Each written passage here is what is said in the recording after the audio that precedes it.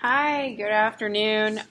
Today I am going to do um, through the study guide, and I'm going to focus in on this video on 4 different kinds of bias: undercoverage, non-response, self-selection, and response. So I'm going to quickly go over those definitions. It's just a blank piece of paper. So here's a review of bias. Okay, so one type of bias is called undercoverage.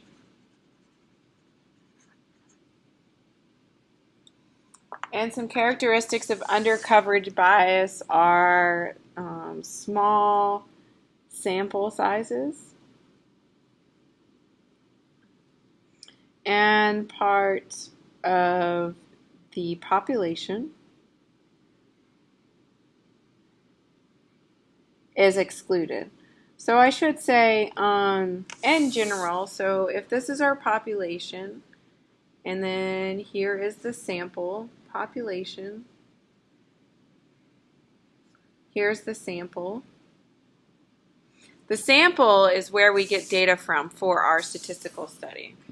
The sample is where the data comes from. We never, well, the only time you survey the entire population is whenever you're doing a census. So part of the population is typically always going to be excluded. It's just whenever too much of it is excluded or the wrong parts of it are excluded, that would lead to undercoverage. Non-response, this is whenever participants they choose not to participate.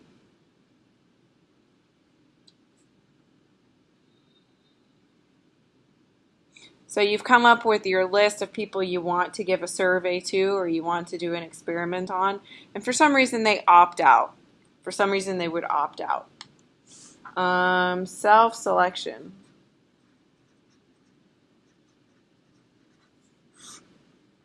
Self-selection is whenever participants volunteer. Keyword here is they volunteer. So we've had a little bit of trouble with this one, I believe, because sure, someone hands you a survey, but at that point you have a choice to take it or not. Well, this is a little bit different. This isn't you choosing to take a survey that's already been handed to you. The difference with this one is you would choose to go out and you seek out that survey to take, or you call in. Let's say you call in, phone in, go to the website and take the survey. Okay, so this is, that's one difference here between self-selection and, or that's what sets it apart, rather. The last kind is called response. Response bias. And I said this one is my favorite. So this one deals with poorly worded questions, and it causes participants to lie. And basically you have some kind of an influence on your participants. Okay, so if we use the example that I'm surveying students, so let's work through an example. I'm surveying students, high school students,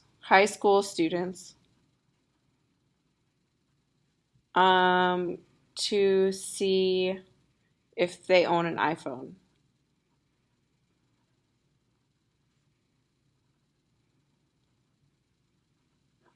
An example of undercoverage would be, let's say I give the survey to 5 students. That's way too few students. Okay. An example of non-response, let's say I give survey to 400 students and only 150 bring it back. That would be an example of a non-response. The 250 people that just chose not to take it. Self-selection. Let's say I sit at a table during lunch and participants have to get the survey from me.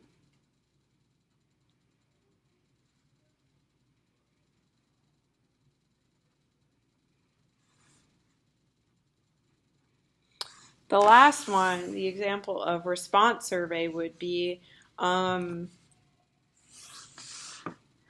say I had a question on there that said iPhones are the worst. They are slow and cause cancer. Do you own an iPhone?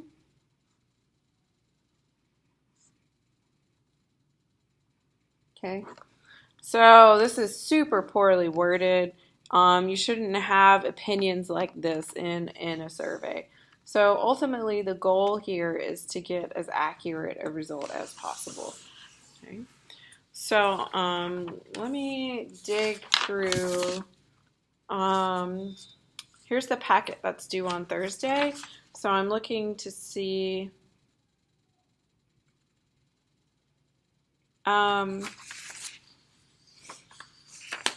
Oh, I think they're on the back. So on the back on page 4.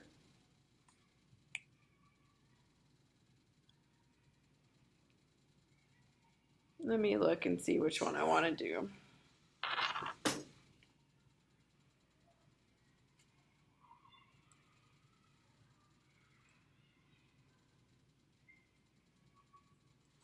Okay. Question 47. Oh wait, no, not that one. 46. Alice surveyed 3 food critics dining at a new restaurant.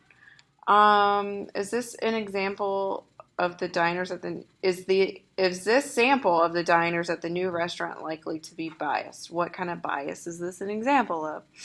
So here's 3 food critics.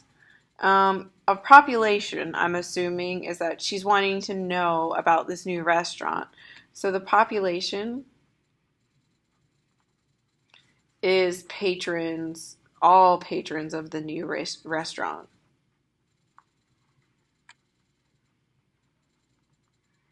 The sample would just be the 3 food critics.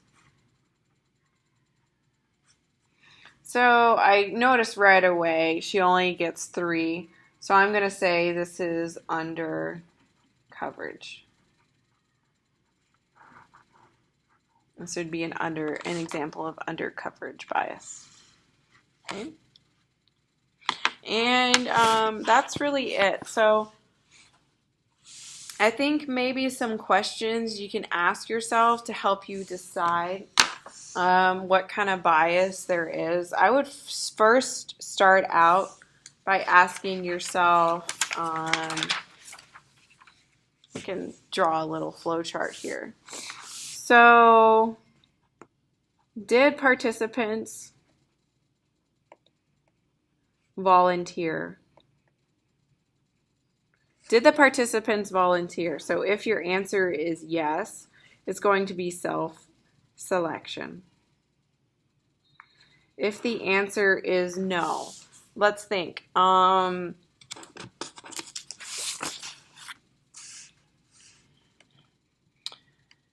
Is the question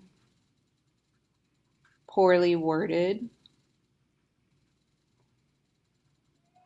Okay, so if the answer is yes, that would be a response bias. If the answer is no, let's think of another question. Oh, this was a no here. So, is the response poorly worded? Let me look back here. Another question. So, did participants respond? If the answer is no, then it's non-response. That's if they just left it blank. So if they responded, they did not volunteer, the question was not poorly worded, they did respond, the last check would be for undercoverage. So is there small sample size? Or this one you're just going to have to think about a little bit. Is the sample representative of the population?